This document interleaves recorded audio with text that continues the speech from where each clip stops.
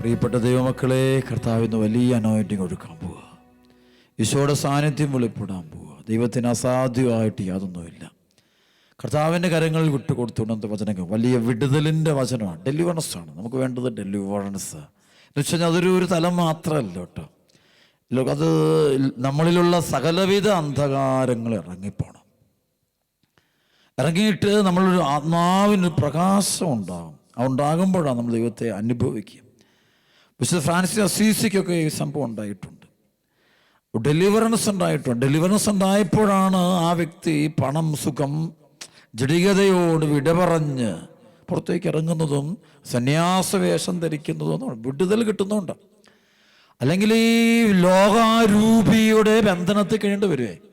അപ്പം അത് കിട്ടാൻ വേണ്ടി നമുക്ക് തീവ്രമായിട്ടൊന്ന് പ്രാർത്ഥിക്കണം. അതായത് ആ ബന്ധനം അഴിഞ്ഞ് നമ്മൾ ഈശോയോട് അടുക്കണം. വിശുദ്ധി കൊണ്ട് പൊതിയണം. വിശുദ്ധിയുടെ അഭിഷേകം കൊണ്ട് നിറയണം.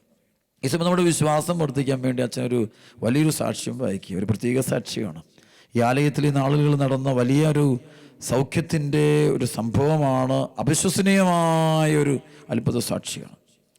വായിക്കാൻ പോകണം. കേട്ടുകഴിഞ്ഞാൽ നമ്മൾ ദൈവത്തിൻ്റെ മഹത്വം കൊടുക്കും. വളരെ വ്യക്തമായിട്ട് ഞങ്ങൾക്കറിയാവുന്ന ഒരു സംഭവമാണത്. ഞാനൊരു അക്രൈസ്തവ സമുദായത്തിലെ വ്യക്തിയാണ്. ആരോഗ്യ വകുപ്പിൽ നിന്ന് കഴിഞ്ഞ വർഷം റിട്ടയർ ചെയ്തു.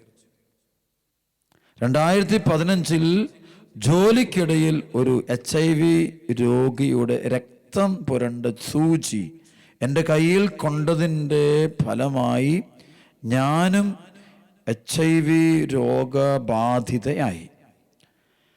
ആ സമയത്ത് എൻ്റെ CD4 കൗണ്ട് 8 ആയിരുന്നു.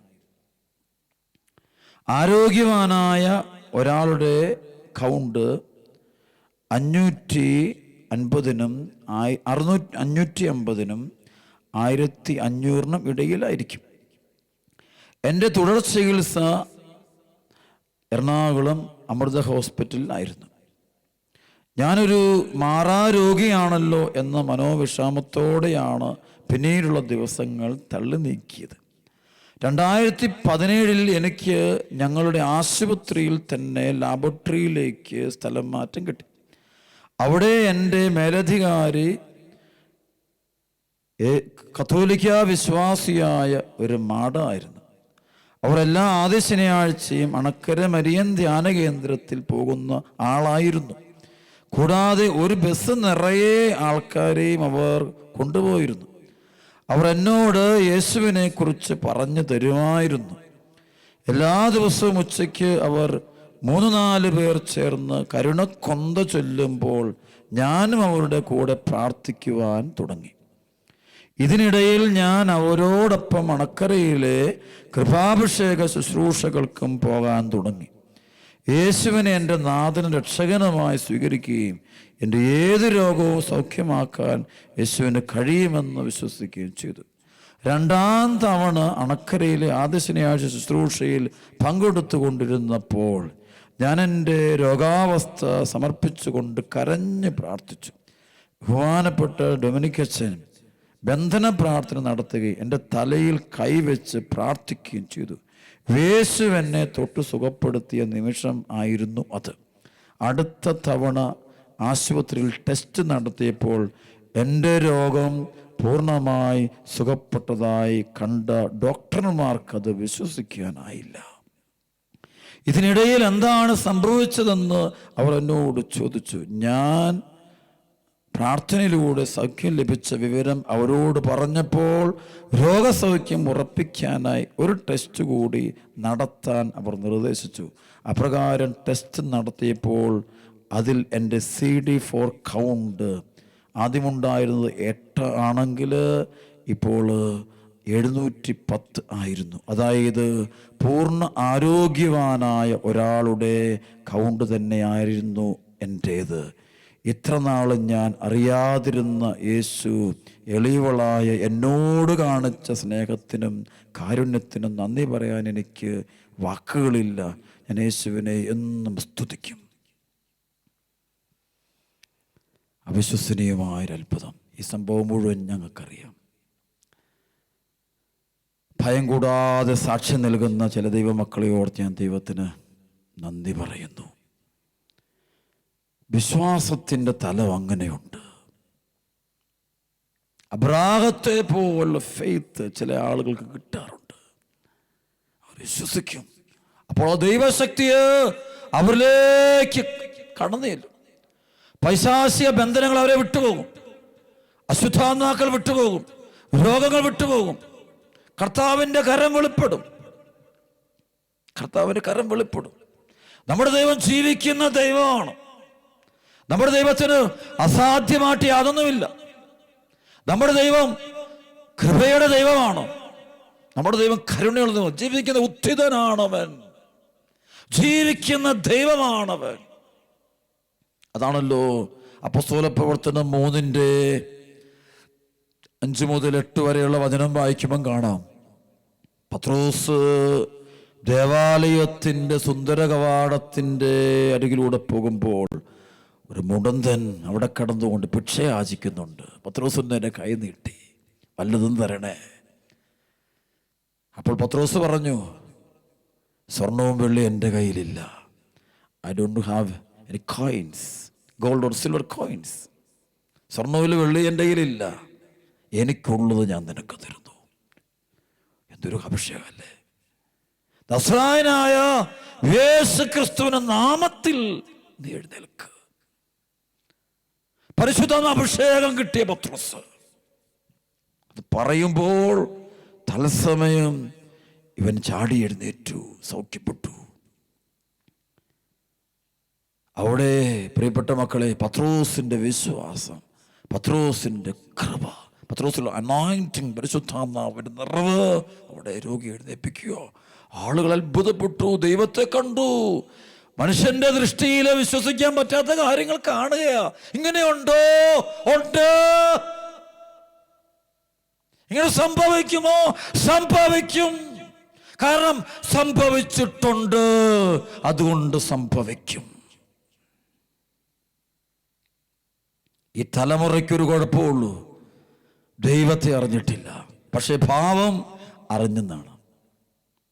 ദൈവത്തെ അറിഞ്ഞിട്ടില്ല. അറിഞ്ഞു കഴിഞ്ഞാലേ രക്ഷപ്പെടുകയുള്ളൂ.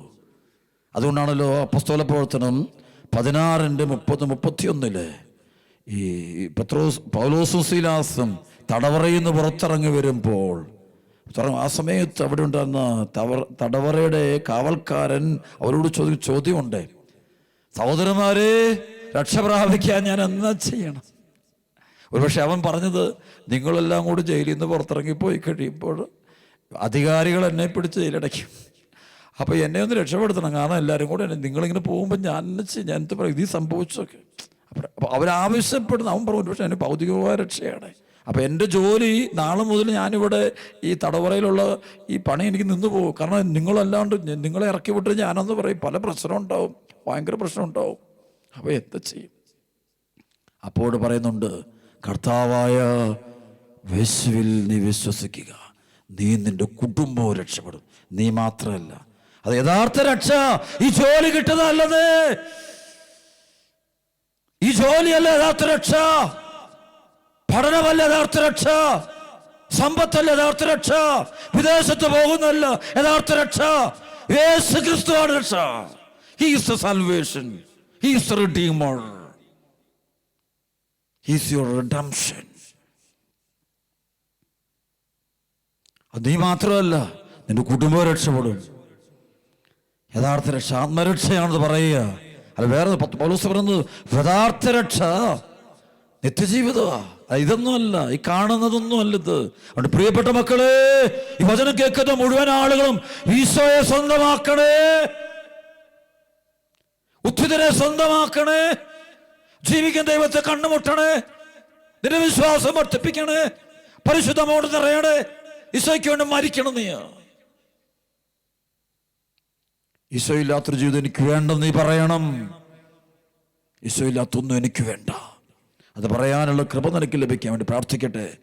ഫിലിപ്പി ലേഖനം 3-12 വചനം അച്ഛനക്ക് തരാൻ പോവുക. ഇതെനിക്ക് കിട്ടിക്കഴിഞ്ഞെന്നോ ഞാൻ പരിപൂർണനായെന്നോ അർത്ഥമില്ല. ഇത് സ്വന്തമാക്കാൻ വേണ്ടി ഞാൻ തീവ്രമായി പരിശ്രമിക്കുക. ഇതെന്താ? യേശുവെ സ്വന്തമാക്കാൻ തീവ്രമായി പരിശ്രമിക്കണം. ഒരു എങ്ങനെയെങ്കിലുള്ള പരിശ്രമം പറയും. രാവിലെ എഴുന്നേൽക്കണം, നേരത്തെ എഴുന്നേറ്റ് പ്രാർത്ഥിക്കണം, വചനം പഠിക്കണം, ധ്യാനിക്കണം, ഈശോയെ സ്വന്തമാക്കാൻ തീവ്രമായി പരിശ്രമം. ഇന്ന് മനുഷ്യർ തീവ്രമായി പരിശ്രമിക്കുന്നത് ഈശോയെ സ്വന്തമാക്കാനാണോ? മാർക്ക് സ്ട്രോങ്, ഏറ്റവും കൂടുതൽ മാർക്ക് കിട്ടും. വലിയ വീട് പണിയാണ്. വിസ കിട്ടാൻ വേണ്ടി തീവ്രമായി പ്രാർത്ഥിക്കുന്ന ആൾക്കാരെ ഞാൻ കണ്ടിട്ടുണ്ട്. ജോലി കിട്ടാൻ വേണ്ടി തീവ്രമായിട്ട്. പക്ഷെ വേണ്ടത് ഈശോയെ സ്വന്തമാക്കാനുള്ള തീവ്രമായ ശ്രമം. അതാണ് പൗലോസ് ശീലാസ് പറയുന്നത്. അവിടെയുള്ള കാവൽക്കാരനോട് പറയുന്നത്, രക്ഷ ഈശോയ, ഇതിലല്ല രക്ഷയിരിക്കുന്നത്.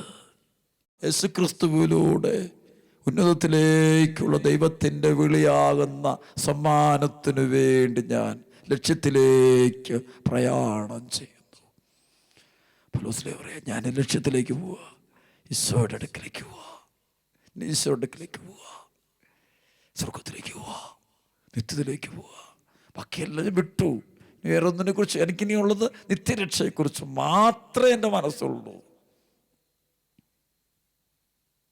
ഭൗതികമായ ആഗ്രഹങ്ങൾ എടുത്തു കളഞ്ഞു, താല്പര്യങ്ങൾ കളഞ്ഞു, കോംപ്രമൈസ് ചെയ്യുന്ന പരിപാടി വിട്ടു, രണ്ടു വെള്ളത്തിലുള്ള ജീവിതം വിട്ടു. ഇനി ഒരാൾ മാത്രം ലക്ഷ്യം, ഈശോ മാത്രം.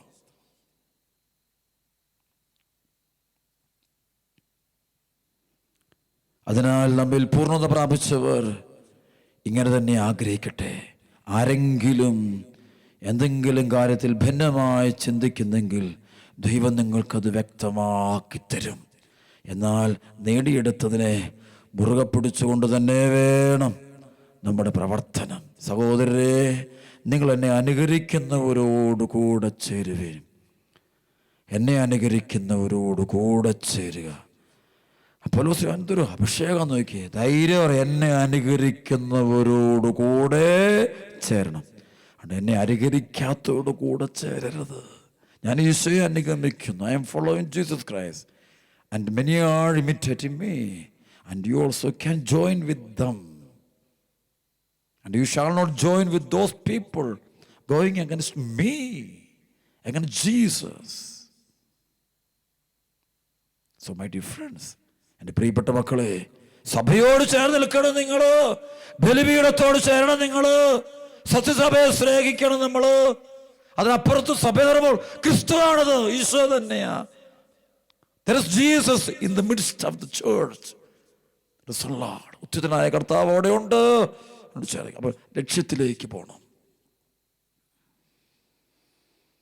പിന്നെ പറയുക, സഹോദരരെ, നിങ്ങൾ എന്നെ അനുകരിക്കുന്നവരോട് കൂടെ ചേരുവീൻ. ഞങ്ങളുടെ മാതൃക അനുസരിച്ച് ജീവിക്കുന്നവരെ കണ്ട് പഠിക്കൂ. എന്നാൽ പലരും ക്രിസ്തുവിൻ്റെ കുരിശിൻ്റെ ശത്രുക്കളായി ജീവിക്കുന്നുവെന്ന് പലപ്പോഴും നിങ്ങളോട് ഞാൻ പറഞ്ഞിട്ടുള്ളത് തന്നെ ഇപ്പോൾ കണ്ണീരോടെ ആവണം. കുരിശിൻ്റെ ശത്രു, കുരിശിൻ്റെ ശത്രു എന്തതിൻ്റെ അർത്ഥം എന്താ? ഈശോയുടെ പീഡാനുഭവത്തെ അംഗീകരിക്കാത്തവർ, ഈശോ എൻ്റെ പാപങ്ങൾക്ക് പരിഹാര ബലിയർപ്പിച്ചുവെന്ന് വിശ്വസിക്കാത്ത, സ്വീകരിക്കാത്ത ആണ് കുരിശിൻ്റെ ശത്രു. അവനെന്നെ വീണ്ടെടുക്കാൻ വേണ്ടി കുരിശിൽ മരിച്ചു.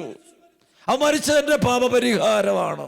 അതിൻ്റെ ശത്രു, അത് അംഗീകരിക്കാത്തവൻ. അതുകൊണ്ട് കുരിശിൻ്റെ ശത്രുവാകരുത്, ഈശോ മിശിഹായുടെ ശത്രുവാകരുത്. അതുപോലെ തന്നെ സഹനത്തെ നെഗറ്റീവായിട്ട് ചിത്രിക്കുന്നവർ, സഹനം നെഗറ്റീവല്ല. സഹനം അത്ഭുതങ്ങൾ എന്ന് വെച്ച് കഴിഞ്ഞാൽ അത് ഒരാൾക്ക് ഫെയ്ത്ത് കൊടുക്കുന്ന തലമാണ്.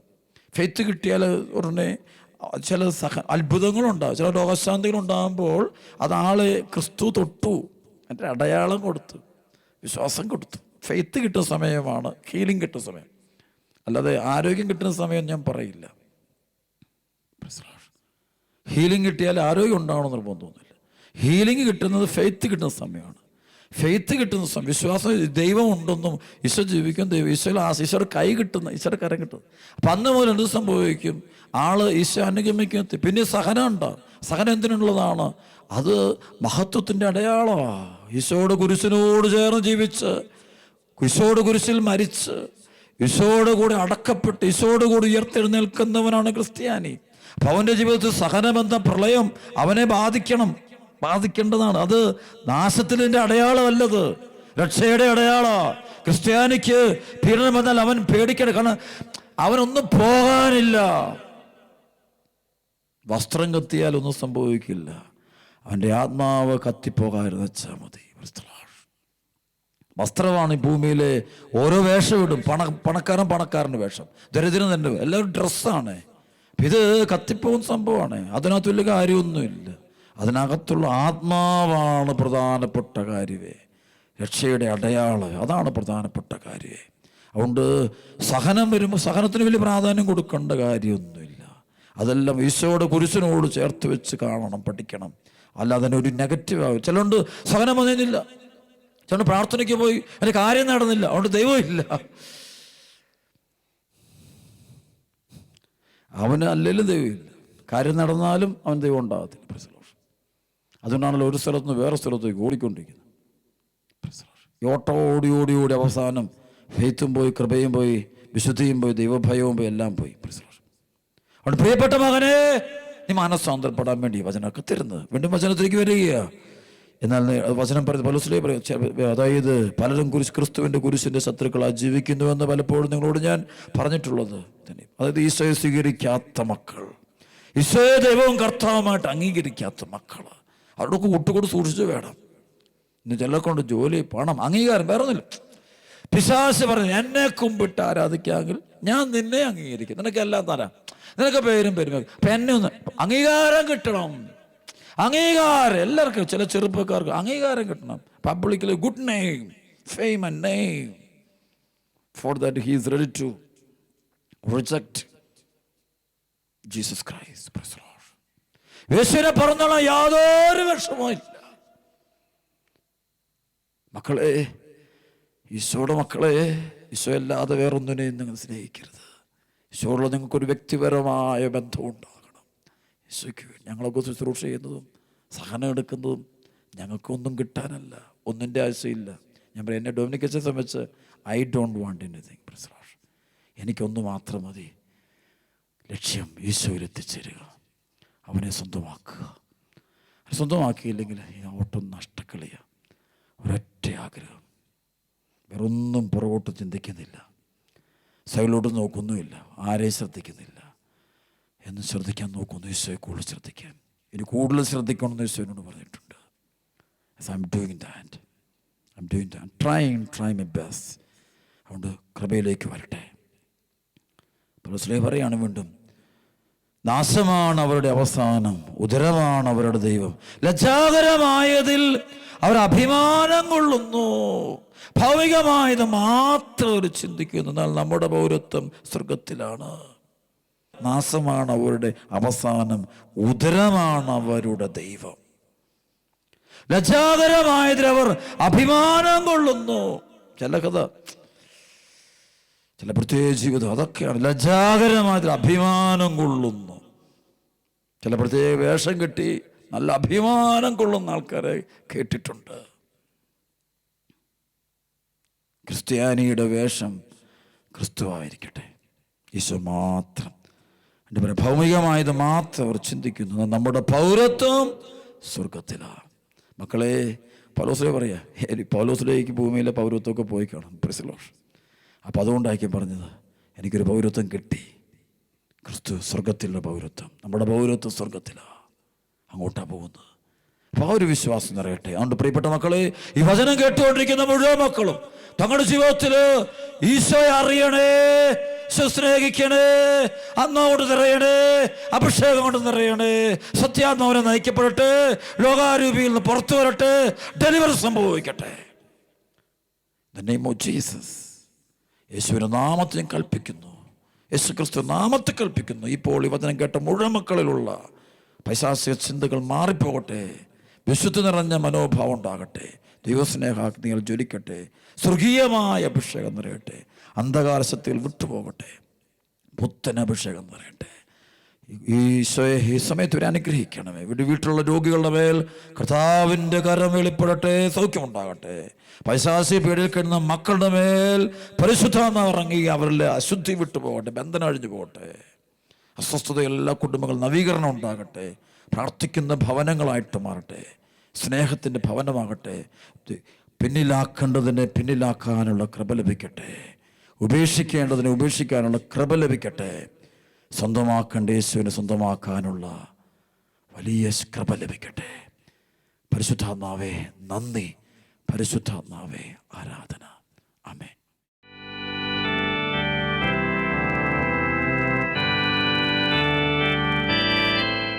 കർത്താവായ ഈശോയുടെ നാമത്തിൽ ഞാൻ കൽപ്പിക്കണം, തിരുസഭയിലൂടെ എനിക്ക് ലഭിച്ച പൗരോഹിത്യത്തിൻ്റെ കൃപയും അധികാരവും ഉപയോഗിച്ചുകൊണ്ട്, അപ്പസ്തോലന്മാരുടെ അഭിഷേകത്തോട് ഐക്യപ്പെട്ടുകൊണ്ട്, തിരുസഭയോട് ഐക്യപ്പെട്ടു നിന്നുകൊണ്ട്, തിരുസഭയെല്ലാം മെത്രാന്മാരുടെയും ശ്ലൈകിക അധികാരത്തോട് പ്രത്യേകമായുധം ഐക്യപ്പെട്ടു നിന്നുകൊണ്ട്, ഈ ദേശത്തുള്ള എല്ലാ മെത്രാന്മാരുടെയും ശ്ലൈകിക അധികാരത്തോട് അപ്പസ്തോലിക കൃപയോട് ഐക്യപ്പെട്ടു നിന്നുകൊണ്ട് ഇത് കൽപ്പിക്കുന്നു. കർത്താവായ യേശുവിന്റെ നാമത്തിൽ ഞാൻ ആജ്ഞാപിക്കുന്നു, ഈ സ്ഥലത്തിൻ്റെ മേൽ, ഈ മക്കളുടെ മേൽ, കുടുംബങ്ങളുടെ മേൽ രഹസ്യമായും പരസ്യമായും ദൃശ്യമായും അദൃശ്യമായും പ്രവർത്തിക്കുന്ന എല്ലാ അന്ധകാര ആത്മാക്കളെയും ദുഷ്ടവിശ്വാസികളെയും, ആ പുരാതന സർപ്പത്തെ 33:1-3 ആത്മാക്കളെ, 34:4-7 വരെയുള്ള വചനത്തിൽ ആത്മാക്കളെ, വെറുപ്പിന് കായേൻ്റെ രൂപികളെ, ഹോസ്യാഞ്ചലന്റെ അശുദ്ധാത്മാക്കളെ ഈശോമിശിഹായുടെ നാമത്തിൽ അപ്പസ്തോല പ്രവർത്തനം 16, 17, 18, 19 വചനം കൊണ്ട്, 1 യോഹന്നാൻ 3:8 വചനം കൊണ്ട്, 19:34 വചനം കൊണ്ട് ബന്ധിക്കുന്നു.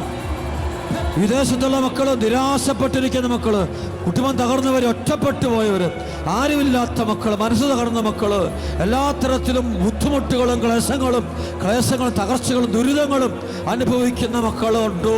ആ മക്കളെ ദുരിതപ്പെടുത്തുന്ന തകർക്കുന്ന ദുഷ്ടപിശാചുകളെ, അശുദ്ധാത്മാക്കളെ പരിശുദ്ധ കുർബാനയിൽ ജീവനോട് എഴുന്നള്ളിരിക്കുന്ന ഉത്ഥിതനായ യേശുവിന്റെ നാമത്തിൽ ഞാൻ ബന്ധിച്ചിരിക്കുന്നു, ബഹിഷ്കരിക്കുന്നു.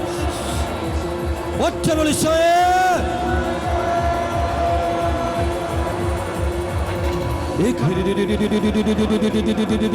കരങ്ങൾ ഉയർത്തിപ്പിടിച്ച് മക്കളെ കരഞ്ഞ് പ്രാർത്ഥിക്കട്ടെ. എല്ലാ വേദന കൊടുത്ത്, ഒരു 7 നിയോഗം കൊടുത്ത് ഈശോ ഏറ്റെടുക്കുന്നു. യുവാക്കള്, യുവതികള്, അപ്പനമ്മമാര്, മുതിർന്നവര്, വാർദ്ധക്യത്തിൽ പോകുന്നൊക്കെ പ്രാർത്ഥിച്ച്, എല്ലാം പ്രാർത്ഥിച്ച് ഈശ്വരൻ സമർപ്പിച്ച് ഇത് കർത്താവ് നമ്മെ ആശീർവദിക്കാൻ പോകുന്ന വലിയ സമയമാണ്, വലിയ കൃപയുടെ സമയമാണ്. വിഷയം വ്യാപരിച്ചുകൊണ്ടിരിക്കുന്നു. വിശ്വസിക്കുന്ന മക്കള് കണ്ണു തുറന്ന് ഈശോയോട് നോക്കിയിട്ട് ചങ്ക് പൊട്ടി അങ്ങ് യേശുവെന്ന് വിളിച്ച് യേശുവെന്ന് ചങ്ക് പൊട്ടി വിളിച്ച് യേശുവെന്ന് വിളിച്ച് പോരാ യേശുവേ.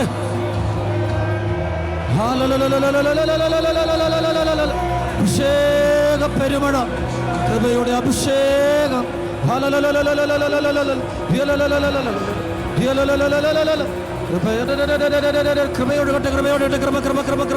കൃപയുടെ അഭിഷേകം.